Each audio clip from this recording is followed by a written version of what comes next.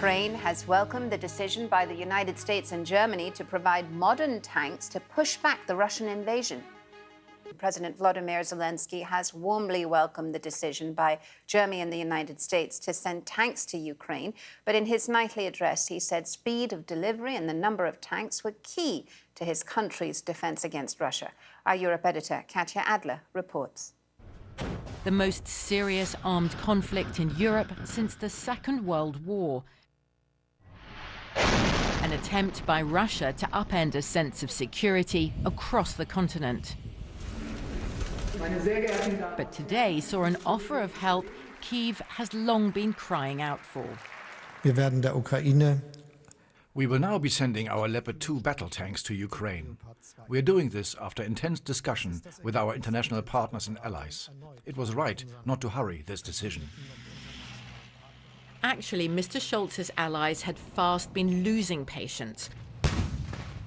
Lots of European countries own these German-produced tanks. They're stable and reliable.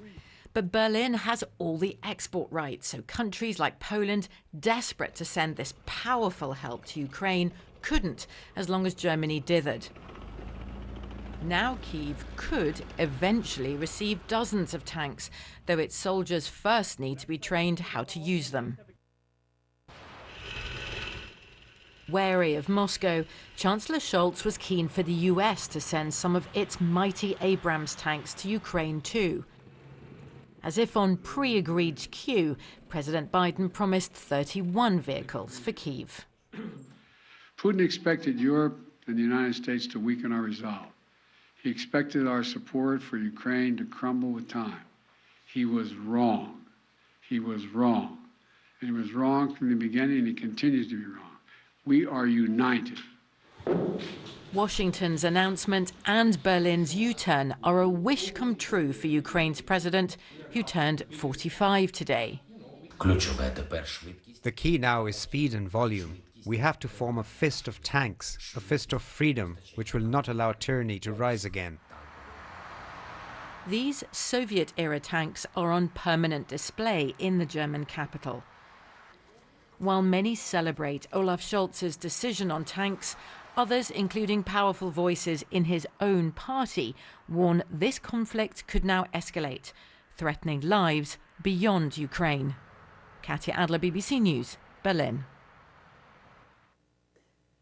Well, a little earlier, I spoke to the Assistant Director at the Atlantic Council's Eurasia Centre, Andrew Dianeri, and asked him how the tank deliveries might help Ukraine's war effort.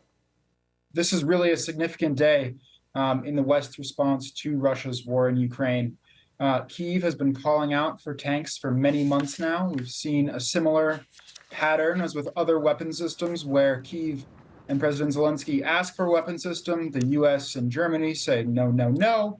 And then a few months later, those same systems are transferred to Ukraine. And it's worked relatively well so far, but of course that strategy could be strengthened even more, and Ukraine could be even closer to victory were the US, were Germany to send these tanks much quicker than they have done, even if today is a big day for this. Poland, for example, has been asking Germany to send these tanks for months as well. So this is a strong development, and unfortunately it will take a few months for the German Leopards to arrive in Ukraine, and even longer for the US Abrams. But this is a signal that allies realize that Russia's war in Ukraine is not going away for many months, and they're ready to stand behind Kyiv and fight Russian aggression in Europe. Yeah, there was some reluctance on the part of Germany ahead of this, right? I mean, in terms of concern that with tanks coming into the picture, Russia would escalate. It's already called this blatant provocation. What do you see Moscow doing now? Well, the irony about Russia calling this a provocation or an escalation is that they're the ones escalating the war. We've seen in the months in between Kyiv asking for tanks and asking for different weapon systems, even more Russian strikes on civilian apartment buildings, for example, and shopping centers away from the front lines, driving up the death toll in Ukraine of people who aren't even involved in the conflict. So it's really the doing nothing is the escalatory move there that Moscow, when Moscow thinks it can win, that's when they continue these strikes and send tens of thousands of men to the Donbass. The fortunate thing is Russian capabilities are degraded significantly. They have dumb bombs they can send at civilians, at apartment buildings. They have untrained troops that they can send to the front lines, but really it's primitive weapons and just bodies are the two main weapons they have at this point.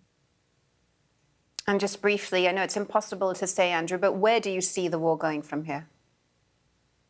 Well, I do think in the spring and summer, we will see the fighting tick up a bit. Russia has long been murmuring about another offensive at Kyiv. It's unclear how they would do such a thing, but I think now that their troops' ranks have increased, we could see that. And we could also see, with these tanks and with some additional capabilities, Ukraine launching another counteroffensive in the south. So lots more to come, but I expect more action in the spring, certainly.